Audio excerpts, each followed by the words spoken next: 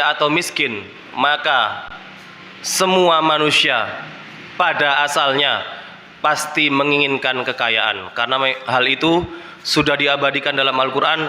Zuyyina linnasi hubbus syahwati minan nisa'i wal banina wal qanatiril muqantarah minad dhahabi wal fiddati wal khailil musawwamati wal an'ami wal hars. Semuanya itu adalah kenikmatan dunia yang memang semua manusia itu pasti menginginkannya. Secara naluri, secara manusiawi itu kita sudah pasti menginginkannya. Bahkan dalam hadis Bukhari, Rasulullah mengatakan, bahkan orang-orang yang tua, orang-orang yang sudah berumur, itu mereka masih muda dalam dua hal. Jadi orang-orang yang umurnya sudah 60, 70, itu sebenarnya mereka masih muda dalam dua hal. Yaitu yang pertama adalah tulul amal. Cita-citanya masih banyak. Maksudnya keinginan dunianya itu masih banyak. Sudah punya rumah, pingin rumah lagi. Sudah punya sepeda motor, pingin NMAX. Dikasih NMAX, pingin yang lain. Itu sudah manusiawi. Jadi bohong orang kalau maksudnya ketika ditawari dunia dia tidak mau.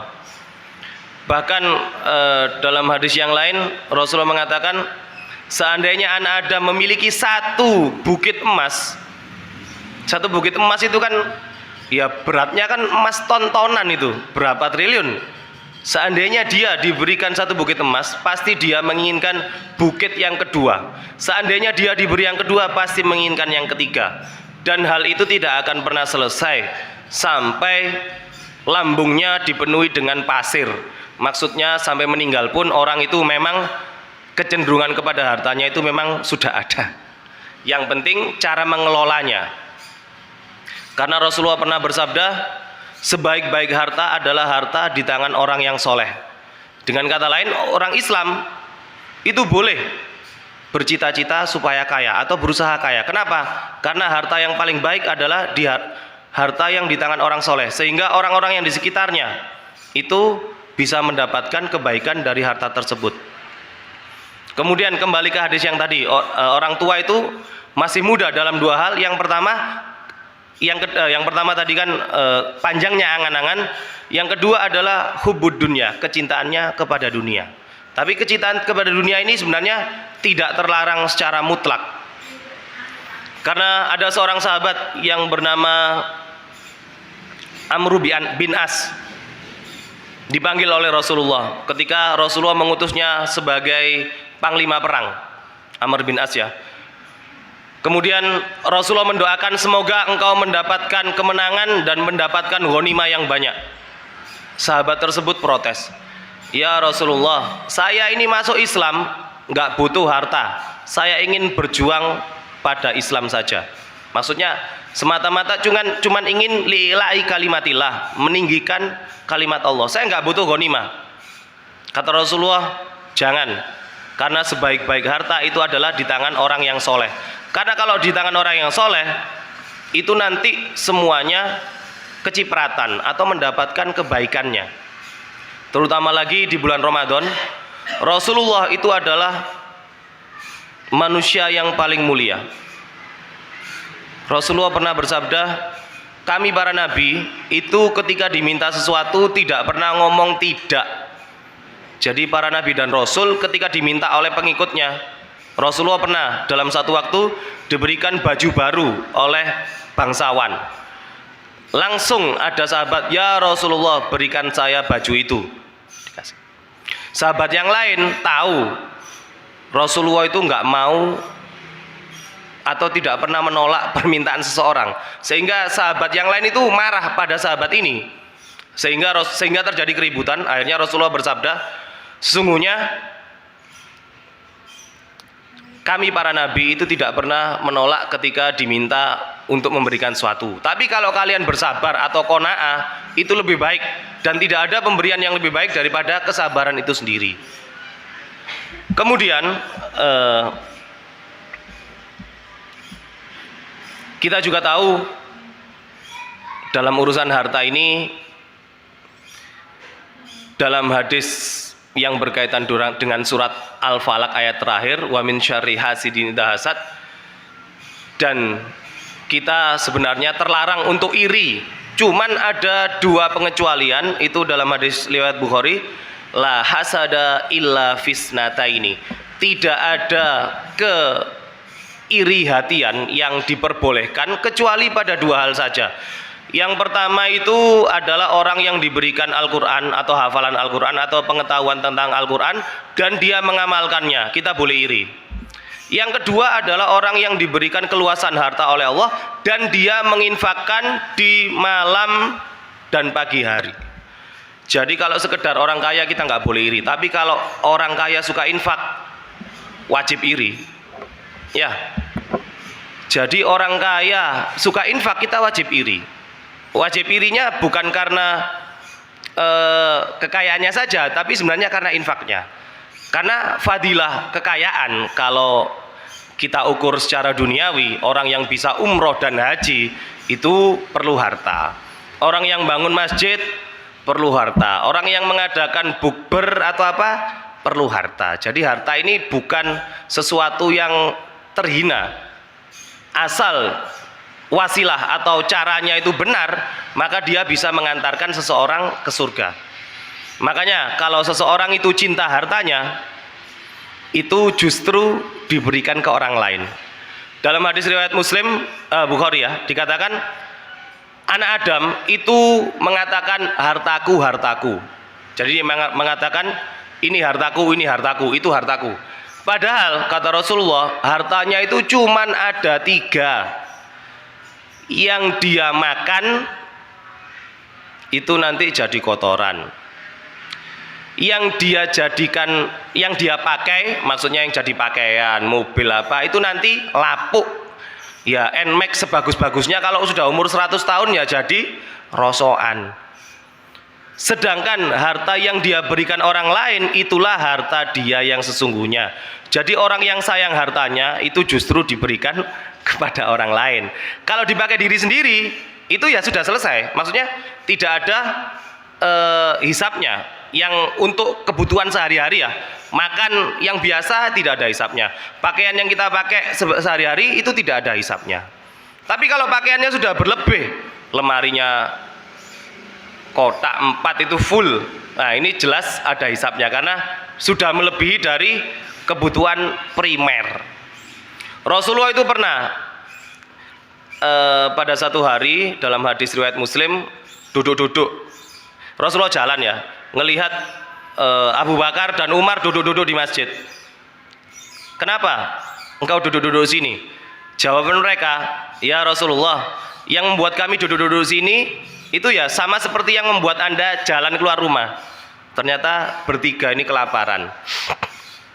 Kemudian ayo kita ke rumah salah satu sahabat yang lain. Kemudian mereka bertiga ke rumah sahabat. Tok tok tok, assalamualaikum. Sampai 3 kali baru dijawab waalaikumsalam. Kemudian tuan rumahnya datang. Ternyata yang di dalam itu adalah istrinya. Suaminya masih belum datang. Kemudian suaminya datang, istrinya kemudian nemuin Rasulullah. Ya Rasulullah, saya minta maaf. Tadi sengaja tidak menjawab salam langsung supaya lebih banyak doanya. Ya, kalau orang sekarang ngocok setelah ditinggal. Jadi karena Rasulullah mendoakan assalamualaikum, semoga keselamatan bagimu. Sahabat ini tahu itu adalah doa Rasulullah, makanya sengaja dibiarkan sampai 3 kali. Kalau sekarang ya jangan. Ya, ini khusus Rasulullah, tapi ya nggak apa-apa. Kalau pingin yang datang misalnya apalah, mungkin kita anggap doanya makbul, biarin aja sampai 3 kali. Jadi jangan sampai 3 kali terus nggak dibuka ya. Kemudian kalau nggak salah waktu itu disembelihkan kambing oleh tuan rumahnya.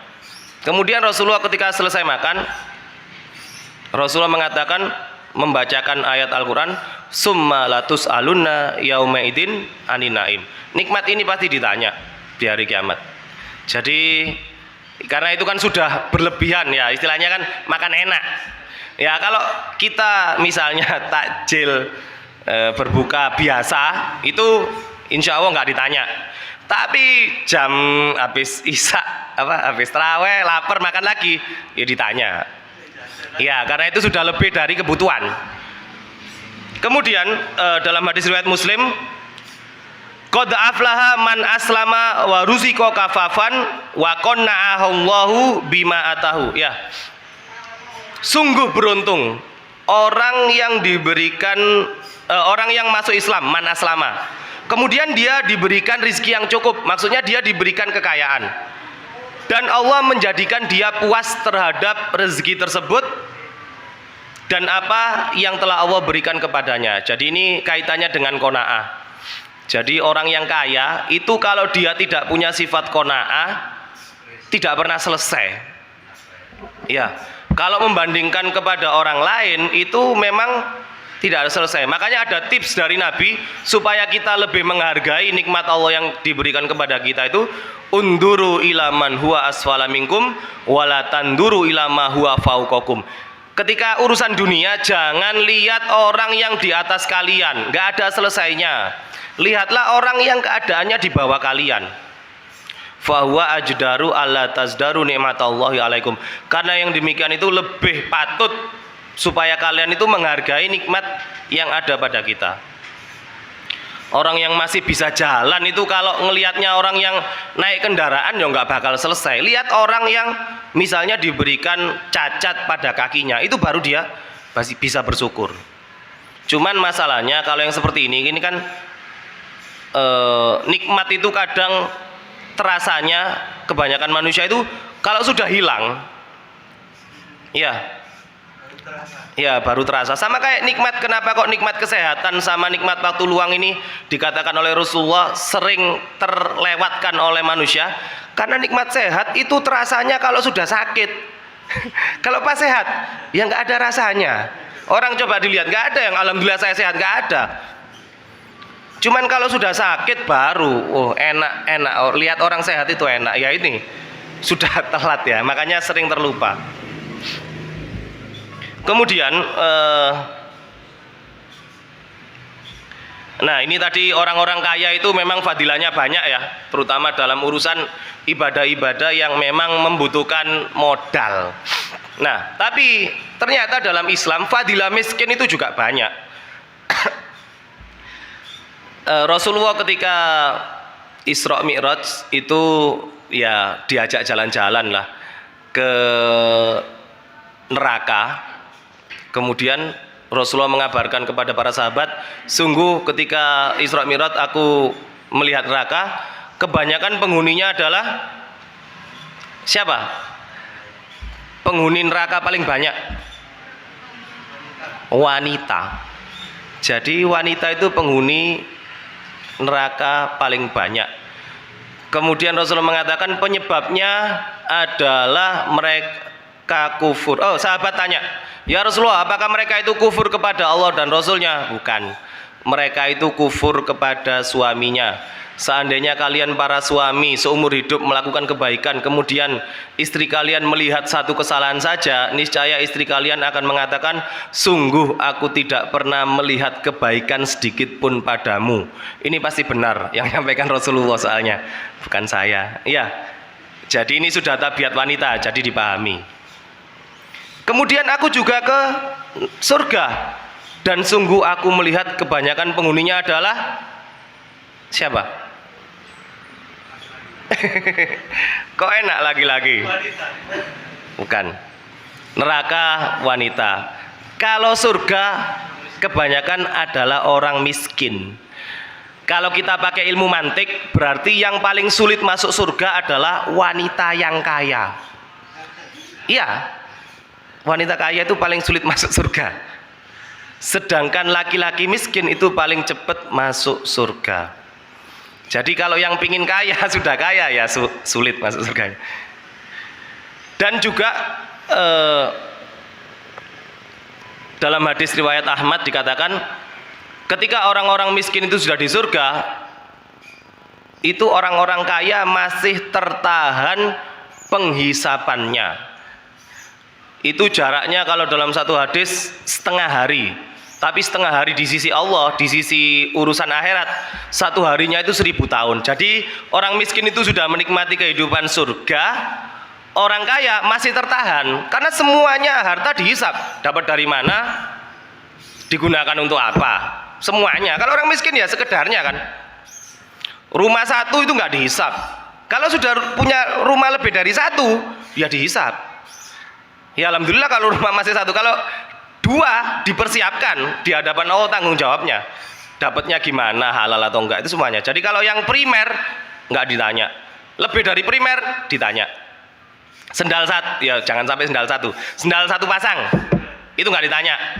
Tapi kalau koleksi sendal, waduh, ya disiapkan aja pertanggungjawabannya di sisi Allah. Sepatu, tapi nanti ada sepatu olahraga, sepatu ini, ya semoga nggak dihisap ya. Macam-macam ya, baju ada yang baju tidur, baju olahraga, baju dino kemis, baju ini. Ya ini berlebih-lebihan dalam urusan itu nggak apa-apa, asal sudah siap hisapnya. Nanti Rasulullah pernah bersabda yang didengar oleh Aisyah, siapa saja yang dihisap dia pasti celaka. Nah Aisyah ini nggak terima, loh ya Rasulullah, bukankah di Al-Quran itu ada fasaufa yuhasabu hisaban yasiro? Loh bukankah ada seperti itu? Itu bukan hisab, itu adalah arot. Kata Rasulullah itu arot. Jadi al-hisab ini biasanya di dalam syarahnya itu adalah munakosah. Munakosah itu apa? Kayak sidang tesis itu loh. Jadi ditanya bener tak ini? Tapi kalau cuman arot itu cuman kamu punya harta apa? Sendal ini, sepatu, ini, pompa air ini, beres gitu toh. Itu arot. Tapi kalau yang dihisap sampai ditanya detail pasti ada masalahnya. Makanya kata Rasulullah itu semoga itu orang itu tidak dihisap. Maksudnya nanti karena kalau dihisap pasti urusannya ruwet. Kalau arot sekedar hisaban yasiro, itu kata Rasulullah itu adalah arot. Cuman ditampakkan tok. Beres gitu aja. Tapi nanti ada pengecualian. Ada seorang hamba, ya semoga nggak satu aja ya. Di hadisnya memang ada seorang hamba dipanggil oleh Allah. Kemudian Allah menutupi dia dengan sutroh. Kemudian itu hisapnya, sebenarnya hisap itu kan di hadapan semua manusia. Cuman khusus hamba ini itu berdua saja. Ditunjukkan amalan dosanya. Ini dosa kamu seperti ini. Kamu tahu ya. Ini. Sampai hamba tersebut dalam hadis Muslim dikatakan sudah merasa pasti masuk neraka. Karena sudah terlalu banyak dosanya. Kemudian kata Allah, dosa kamu yang tadi barusan itu saya tutupi. Dihapus.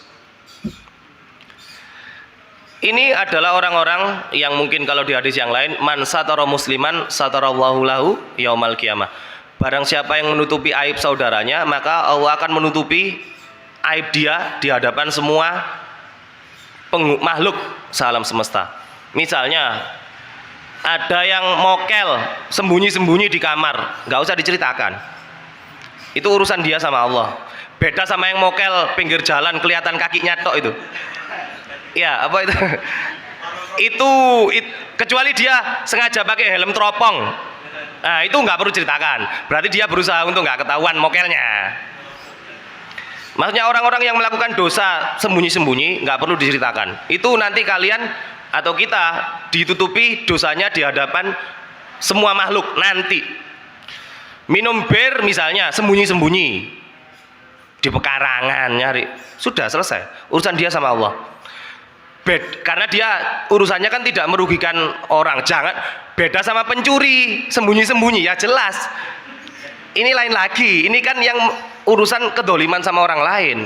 Tapi kalau yang dosa misalnya nggak sholat, sengaja pura-pura sholat, apa sarungnya dibunderi terus ditinggal, sudah sholat sudah padahal belum, ya sudah itu urusan dia sama Allah aja.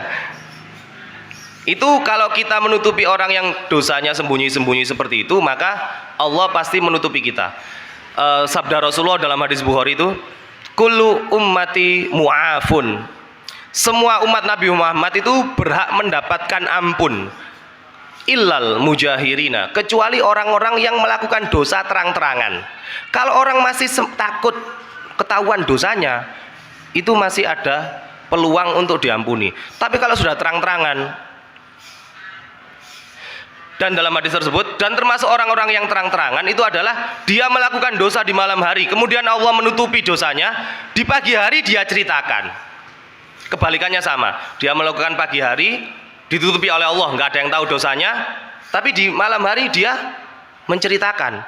Itu menceritakan dosa, itu sudah tidak diampuni.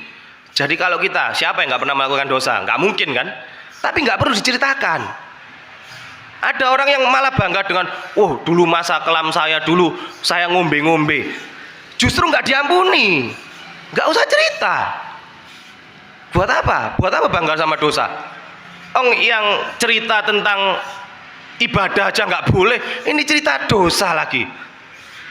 Ada orang-orang yang sudah puluhan tahun datang ke saya, oh Ustadz masa kelam saya jelek, saya gini. Itu cerita itu sudah salah. Ya gimana masuk saya? Stop. Ya sudah terlanjur, sudah dengar. Nggak perlu cerita. Jadi sudah urusannya itu sama Allah saja. Kemudian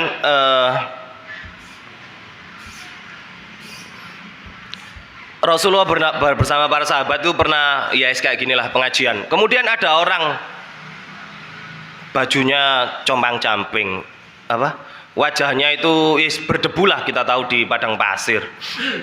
Terus Rasulullah bertanya kepada para sahabat, gimana pendapat kalian tentang orang tersebut? Ya Rasulullah, kata para sahabat, kalau orang itu ngelamar anak seseorang pasti ditolak. Yang lain, ya Rasulullah, kalau dia minta ke orang aja pasti ditolak. Kemudian kata Rasulullah, seandainya dia berdoa pasti dikabulkan oleh Allah. Jadi memang kita melihat dohir, tapi Rasulullah kan diberitahu oleh Allah sesuatu yang gaib.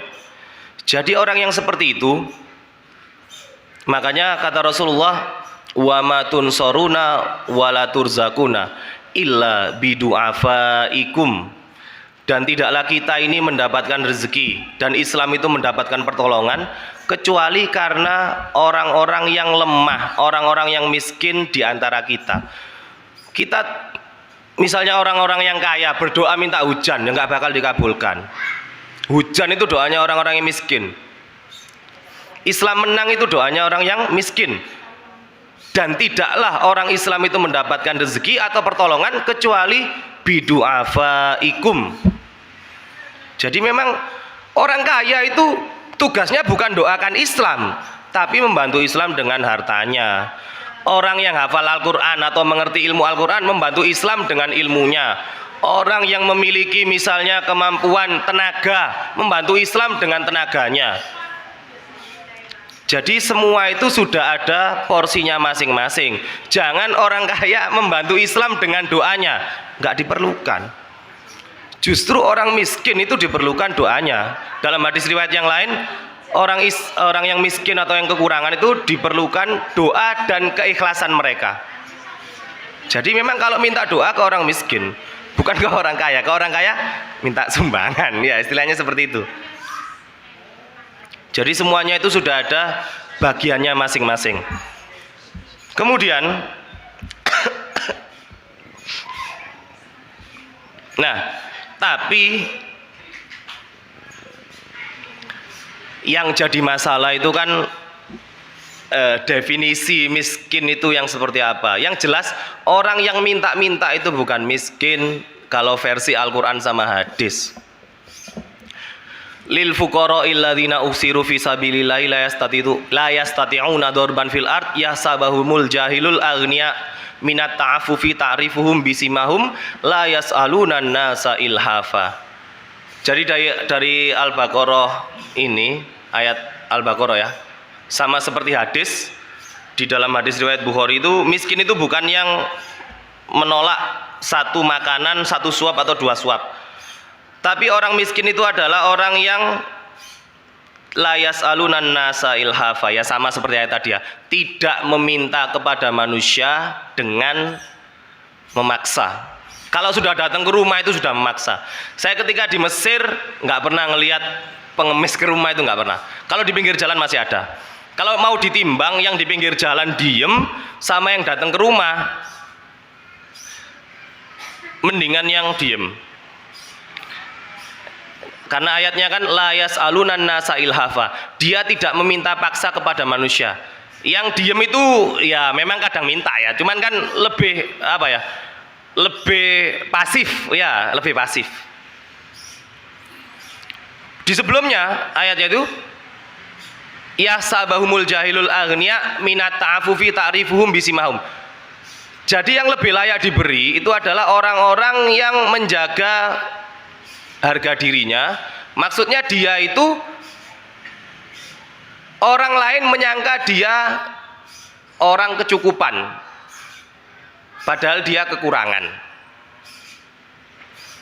Jadi dia tidak minta. Makanya kalau saya pribadi lebih baik saya ngasih orang yang jualan atau tukang becak, ngerti ya? Maksudnya ngasih orang yang usaha itu lebih terhormat daripada ngasih peminta-minta. Karena minta-minta dalam Islam itu haram hukumnya. Tapi kita ngasih mubah, ya sunnah, mungkin wajib, terserah. Cuman orang yang minta-minta itu kalau dalam hadis Bukhari, orang yang minta-minta padahal dia mampu, itu dibangkitkan di hari kiamat tidak ada sekerat daging pun di wajahnya. Kalau kita sih mending ngomong rai gedek, ini enggak rai tengkorak langsung ya. Jadi hanya ada tiga orang itu yang boleh meminta sejak ini. Itu yang terkena pailit, kemudian juga memang dia fakir miskin beneran, dan juga terkena diat. Tapi ini yang fakir miskin memang bener itu bolehnya minta cukup untuk makan sehari. Besok minta lagi nggak apa-apa. Cuman kalau yang sekarang ini prakteknya ya kalau seperti di Jakarta sebelum Covid itu ditangkap masuk TV, dia tidak ke rumah orang, cuman di lampu merah Jakarta, tapi ya sebulan 21 juta. Sebulan 21 juta. Yo pasti tertarik kan? Kalau dipikir kerja normal nggak mungkin dapat segitu. Maksudnya kalau kerja biasa. Nah itu, tapi itu kan haram. Haram. Ditakdir sangat miskin pun boleh, tapi cukup untuk makan sehari. Besoknya minta lagi nggak apa-apa, cuman nggak boleh lebih dari itu. Sekarang buat top up paling sama pengemisnya ya. Ya kalau saya mendingan ngasih penjual-penjual yang mungkin kita anggap kurang laku atau apa, itu inilah lebih baik itu. Jadi mereka tidak meminta kepada manusia dengan memaksa. Kalau minta maksa itu enggak. Kalau di Bangil, saya tiap malam itu kadang jam 11 ke Alfamaret itu kan pengamen, pengemis kan tukar uang. Jam segitu. Indomaret, Alfamaret butuh uang kecil, mereka ya males bawa uang kecil. Kalau pengemis di Bangil ini, kalau yang tertarik ya, kalau misalnya pingin ya pingin dibangkitkan tanpa daging, monggo. Itu sehari bisa 500.000. Kalau pengamen zaman saya, kalau sekarang mungkin sekitar 200-300 ngamen sehari. 3 kali 3 ya 9 juta sebulan. Cuman kan haram ini. Ya. Nah, ketika ada pertanyaan, ketika kita tahu tadi ada fadilah orang miskin gimana, fadilah orang kaya juga ada. Dalam Islam itu semua ada porsinya. Di zaman Rasulullah itu juga pernah kejadian. Orang-orang muhajirin yang miskin menghadap kepada Rasulullah. Ya Rasulullah, kami ini kalah sama orang-orang yang kaya. Kami sholat, mereka sholat. Kami puasa, mereka puasa. Mereka haji umroh, kami nggak bisa. Jadi zaman itu juga butuh dana juga ternyata. Mereka infak, kami nggak bisa. Mereka bangun masjid, kami nggak bisa. Gimana ya Rasulullah? Jadi orang-orang yang kekurangan ini mengeluhkan amalnya itu bareng, tapi ada yang bisa dilakukan orang kaya. Kemudian kata Rasulullah, maukah kalian aku ajarkan beberapa kalimat yang kalau kalian membacanya, kalian bisa menyaingi amalan orang kaya. Itu yang mungkin sudah kita baca tiap hari. Yaitu subhanallah 33, alhamdulillah 33, Allahu Akbar 33. Wah, orang-orang yang kekurangan ini seneng. Alhamdulillah kan, maksudnya mereka bisa menyaingi amalan orang kaya dengan mungkin 5 menit selesai itu ya. Zikir itu yang biasa kita baca selesai sholat itu. Tapi besoknya kembali lagi. Ya Rasulullah, kalimat yang kau ajarkan itu sekarang orang-orang kaya juga mengamalkannya. Kalah lagi kan. Kemudian Rasulullah membacakan ayat Zalika fadlullahi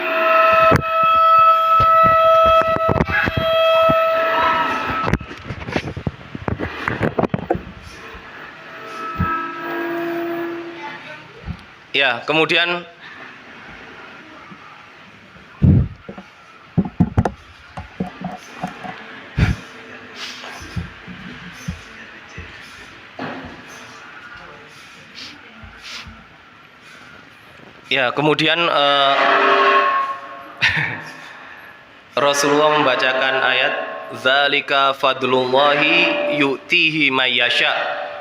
Itu adalah kelebihan dari Allah yang diberikan dari Allah kepada siapa saja yang Allah kehendaki. Jadi memang pada mulanya orang-orang miskin ini sudah berbunga-bunga hatinya karena mereka akan sanggup menyaingi amalan orang-orang kaya, tapi ternyata orang-orang kaya juga mengamalkan bacaan tersebut. Tapi Rasulullah kemudian mengatakan Zalika fadlullahi yu'tihi mayyasha. Itu adalah kelebihan yang memang Allah berikan kepada siapa saja yang Allah kehendaki.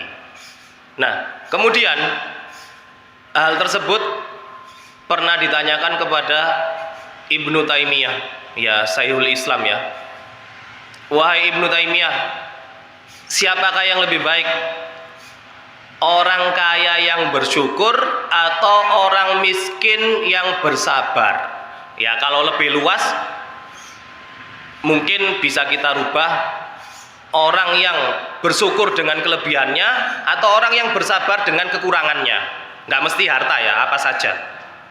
Jawabannya, yang lebih baik adalah yang lebih bertakwa. Karena takwa itu tidak ada urusannya sama kaya dan miskin. Orang kaya bisa takwa, orang miskin bisa takwa. Orang kaya bisa masuk surga, orang miskin bisa masuk surga. Jadi semuanya itu bisa menggunakan yang peluang yang memang Allah berikan kepada dia. Berarti kalau kita ditakdir kita keadaannya kekurangan, dengan sabar kita itu bisa mengantarkan ke surga. Kalau yang diberikan kelebihan banyak, berarti dengan kelebihan itu bersyukurnya bisa menyebabkan juga masuk ke surga. Jadi iyakun ghaniyan au fakiran fallahu aula bihima.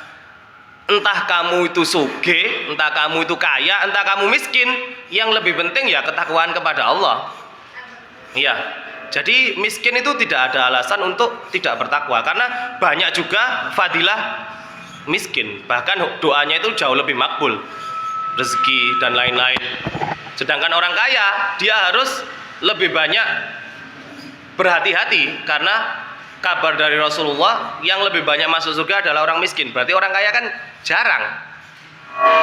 Kemudian mungkin ada yang pernah tahu, ada hadis dicantumkan di hadis Bukhari ada ya. Jadi ada 3 orang Bani Israel yang diuji Allah dengan miskin dan penyakit. Kalau nggak salah ada yang buta, kulit, rambut, penyakit.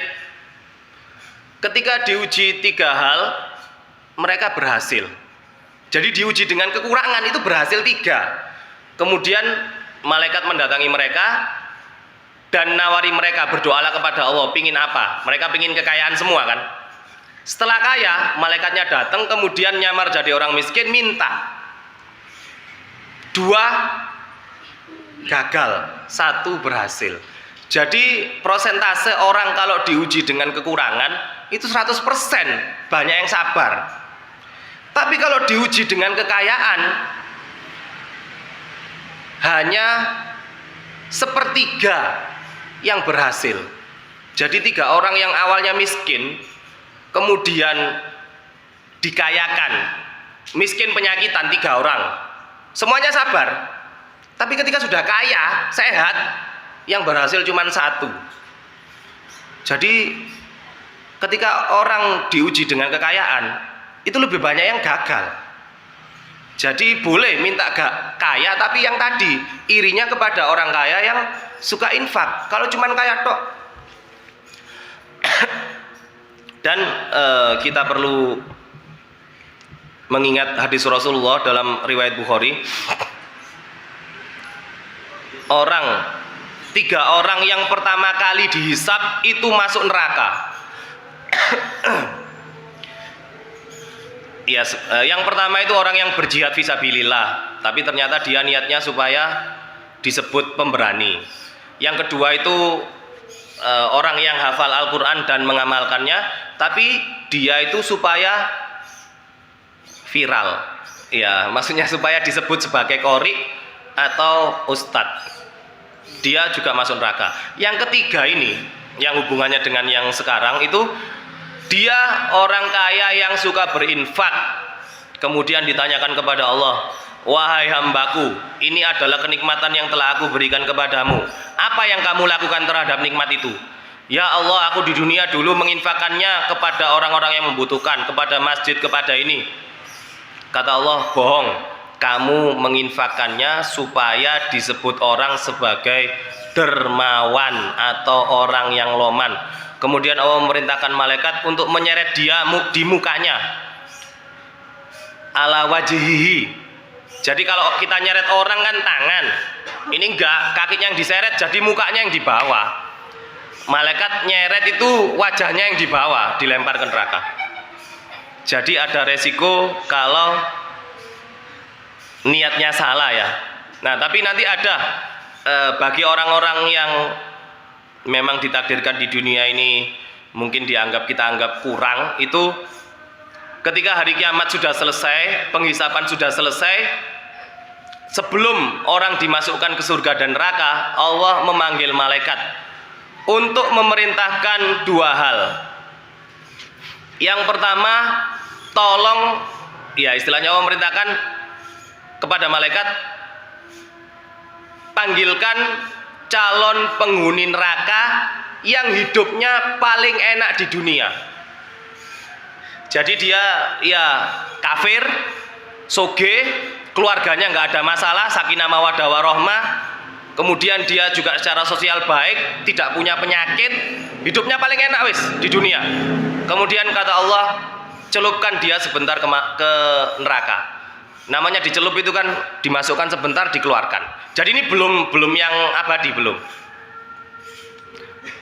Dia dimasukkan sebentar, dikeluarkan.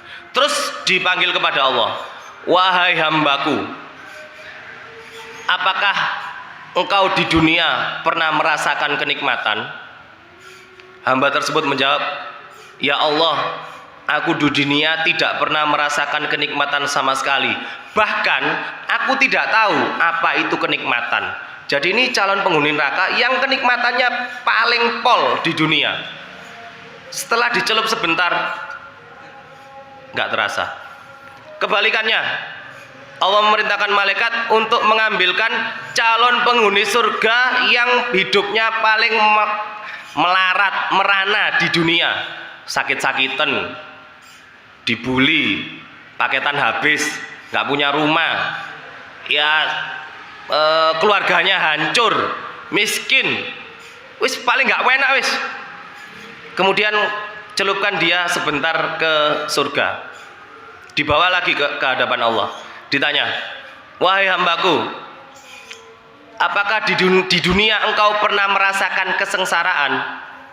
Hamba tersebut langsung menjawab, ya Rob, wahai Tuhanku, Sungguh aku di dunia tidak pernah merasakan kesengsaraan sama sekali. Bahkan aku tidak tahu sengsara itu apa. Jadi maksudnya ini hadisnya ini, seenggak enak-enaknya kita di dunia itu kalau kita mau sabar di sana itu nggak terasa.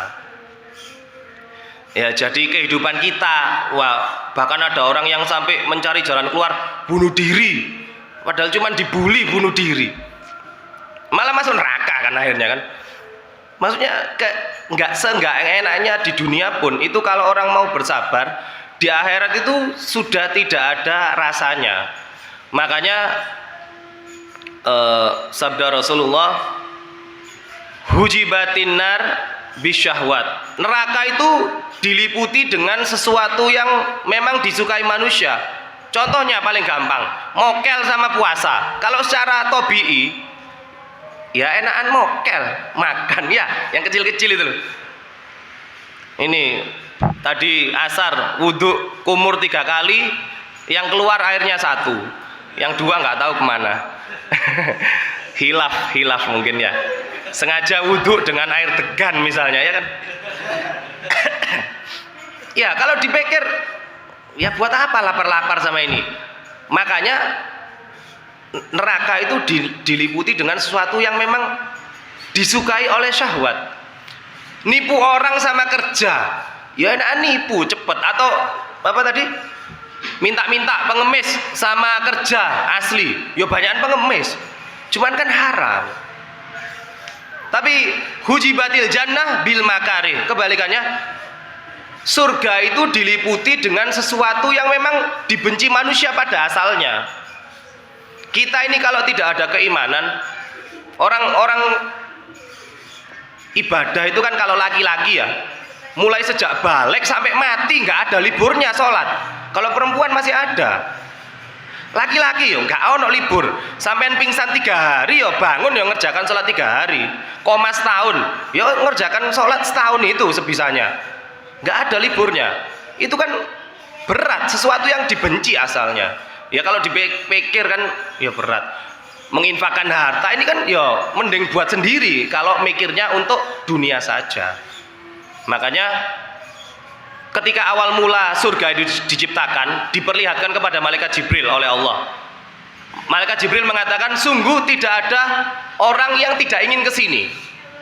Tapi kemudian ditunjukkan amalan-amalan yang harus dilakukan orang untuk masuk ke surga. Malaikat Jibril langsung ngomong, saya menganggap tidak ada orang yang bisa masuk ke surga. Kebalikannya neraka diciptakan, malaikat Jibril suruh lihat. Malaikat Jibril mengatakan pasti tidak ada orang yang mau masuk ke sini. Tapi kemudian ditunjukkan amalan-amalan yang sekitarnya, yang hujibat bisahwat itu. Akhirnya malaikat Jibril, wah, semua orang pasti mampir. Ya, jadi kita bisa melihat kesabaran orang di dunia seperti apapun itu balasannya pasti di surga itu tidak pernah kita bayangkan. Kalau neraka dalam hadis itu disebutkan judul hadisnya, kalau dalam kitab Sahih Bukhari judulnya itu penghuni neraka yang siksaannya paling ringan. Itu kalau kita tahu itu Ali bin Abi Thalib ya. Bukan apa? Abu Thalib. Disuruh menginjak kerikil atau dia dipakaikan sendal di neraka. Dia pakai itu otaknya langsung mendidih. Dia di hadis tersebut menganggap siksaannya adalah yang paling berat seneraka. Padahal judulnya penghuni neraka yang siksaannya paling ringan. Tapi kemudian penghuni surga yang diceritakan itu adalah penghuni surga yang terakhir. Yang pertama nggak diceritakan, atau penghuni surga yang nikmatnya paling tinggi nggak diceritakan. Yang diceritakan oleh Allah dalam hadis Bukhari dan Muslim adalah penghuni surga yang terakhir kali masuk. Mungkin seumur hidup cuman syahadat tok, nggak tahu sholat, nggak tahu puasa, nggak tahu zakat, tapi dia masih beriman. Itu dia di neraka sudah menjadi abu. Kemudian Allah mengambilnya dan dilemparkan ke sungai kehidupan, Nahrul Haya di surga. Kemudian dia sudah jadi orang. Ketika dia sudah jadi orang, dia tidak langsung masuk surga, diletakkan di luar. Kemudian dia berdoa, ya Allah, wahai Tuhanku, tolong dekatkan saya ke surga sedikit. Saya tidak akan berdoa lagi setelah ini. Saya cuma request satu tok. Kemudian didekatkan. Setelah dekat, dia ternyata doa lagi. Ya Allah, tolong saya pingin dekatkan sampai pintunya surga. Saya setelah ini nggak doa lagi, wes, swear, wallahi. Kemudian kata Allah dalam hadis tersebut, wahai hambaku, kamu ini gimana? Kamu tadi doa barusan tidak doa lagi. Enggak, ya Allah, ini terakhir. Dia didekatkan di pintu surga sehingga dia kelihatan kenikmatan surga seperti apa. Apa yang dilakukan? Ya pasti doa lagi. Ya Allah, wis terakhir iki wis, nggak ada lainnya ya. Saya terakhir doa ini, tolong masukkan saya ke surga. Wahai hambaku, kamu ini gimana? Kamu sudah doa berkali-kali, kamu berjanji tidak akan doa lagi. Wis, nggak, wah ini terakhir wis nggak minta apa-apa lagi. Kemudian digambarkan dalam hadis itu Allah tersenyum. Dan kata Rasulullah, kalau Allah tersenyum ya otomatis dikabulkan. Kemudian sebelum masuk, yang kamu inginkan apa? Berangan-anganlah. Jadi perintahnya itu apa bahasanya ngayal. Wis kamu ngayal apa wis. Setelah itu bagimu, jadi jatah kaplingannya. Kalau dalam hadis Muslim itu bagimu itu dunia dikali 2. Jadi diameter bumi ini kan 30.000 km, dikali 2 60.000 km. Jadi yang nggak punya kaplingan di dunia, ditakdir masuk surga, itu kaplingannya sudah 2 kali bumi. Ya apa? Nyapune atau ngepele. Ya, jadi maksudnya di dunia nggak punya kaplingan itu nggak usah bingung. Yang penting ngejar kaplingan di akhirat. Itu penghuni surga yang paling melarat kan, yang terakhir dia sudah jadi abu. Itu disebut oleh penghuni surga yang asli, itu julukannya kalau dalam hadis Muslim Jahannamiyun, mantan penghuni jahanam. Tapi ya sih mending mantan penghuni jahanam, tapi dia sudah di surga. Karena tidak ada mantan penghuni surga, nggak ada ya di akidah kita. Mantan penghuni neraka masih ada. Jadi orang yang masuk neraka itu masih bisa masuk surga. Tergantung bisa dia dapat syafaat, bisa dia ditolong doanya Rasulullah, bisa doanya teman-teman. Teman-teman sepengajian gini itu ada. Jadi dalam hadis Bukhari panjang sebenarnya. Kata Rasulullah, tidak ada orang yang paling semangat untuk menolong saudaranya kecuali orang-orang beriman. Mereka langsung menghadap kepada Allah. Langsung, ya Allah, mana teman kami yang dulu sholat bersama kami, puasa bersama kami, melakukan kebaikan-kebaikan bersama kami. Jadi ini fungsinya berteman dengan orang-orang baik itu bisa mendapatkan syafaat. Ya misalnya di sini ada yang kecantol di neraka, itu bisa minta tolong yang lain selama dia tidak mendolimi temannya tadi. Wa ma lidzolimina min ansor. Selama kita tidak mendolimi orang lain, itu kita masih bisa ditolong oleh orang-orang yang lain. Jadi kemudian Allah menunjukkan temanmu itu di neraka. Kemudian Allah memerintahkan, selamatkan temanmu yang keimanannya senilai 1 dinar. 1 dinar itu kalau sekarang 4,25 gram emas. Ya sekitar 4 juta lah. Jadi keimanannya itu nilainya segitu, diselamatkan. Terus seperti itu, selesai. Sampai terakhir tuh selamatkan teman kalian yang keimanannya cuman setitik, ya istilahnya paling dikit. Itu ternyata berkat. Makanya ketika di dunia itu sholat bersama-sama, berarti kan jamaah, ya. Nek sholat sendirian ya minta tolong sajadah, ya. Jadi fungsinya sholat jamaah itu bisa menolong di akhirat. Jadi jangan cuman sama-sama boleh, sendiri boleh, jamaah boleh, ya enggak. Jadi yang melakukan kebaikan bersama-sama, buka puasa bersama, pengajian bersama, itu bisa menolong seseorang. Makanya ada siapa itu, Ustadz Syafiq atau Khalid Basalama itu pernah minta tolong kepada jamaah pengajian, tolong kalau nanti sampean tidak dapati saya di surga, tolong saya ditolong di neraka maksudnya. Jadi memang pertolongan sesama muslim itu bisa, di samping pertolongan dari syafaat yang lain. Yang di sini belum tentu punya anak, tapi yang di sini pasti anak, ngerti ya? Pasti punya orang tua kan? Jadi ada syafaat, ada seseorang itu yang heran, tempatnya di surga itu tinggi sekali, padahal seakan-akan itu ingin mengatakan dulu dia di dunia itu amalannya biasa, tapi kenapa di surga tinggi sekali? Itu kata Allah, bi istighfari waladikum. Jadi karena istighfar anak kalian. Jadi kita yang sebagai anak berkewajiban mendoakan orang tua, ya yang kita tahu lah, Robbi firli wali walidaya warahmuma kama rabbayani shaghira, itu bisa meninggikan derajat orang tua kita. Oh, nggak terasa ya.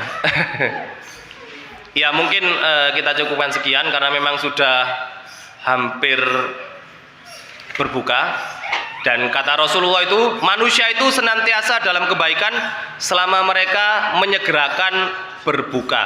Jadi takjil itu bukan nama makanan, tapi takjil itu adalah menyegerakan berbuka. Ya paling gampang dengan makanan ringan. Ya, semoga beberapa nasihat tadi berkaitan dengan keadaan kita, ditakdir kaya ya bersyukur, memanfaatkan hartanya, ditakdir miskin ya bersabar dan memanfaatkan doanya. Semoga kita semua mendapatkan keridhaan Allah dalam semua keadaan kita. Aku qouli hadza wa astaghfiru. Assalamualaikum warahmatullahi wabarakatuh.